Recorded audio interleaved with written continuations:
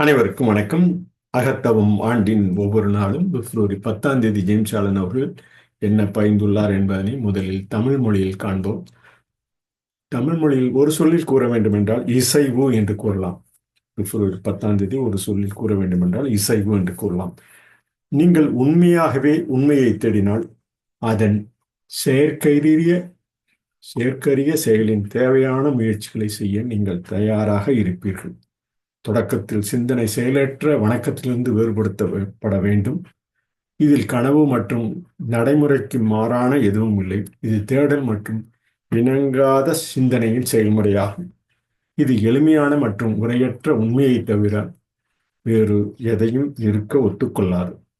உங்கள் நினைவின் மிக உயர்ந்த பொருள் உண்மையாக இருக்கட்டும் என இசைவாக இசைவு என ஒரு சொல்லில் கூறலாம். ஒரு கொரிய பிப்ரவரி 10 பதிவினை. What he says in English, in single word, we can say allow. Life link on to wellness. If you really seek truth, you will be willing to make the effort necessary for its achievement.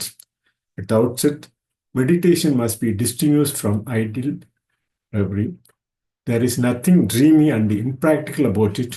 It is a process of searching and uncompromising thought, which allows nothing to remain but the simple and naked truth. Let the supreme object of your meditation be truth. Let the supreme object of your meditation be truth. Allow a life link on to wellness, we can say in acrostic on February 10th. Tamil மொழியில் இசைவு என பிப்ரவரி 10 கூறி இந்த பதிவினை நிறைவு செய்கிறோம். நன்றி, வணக்கம்.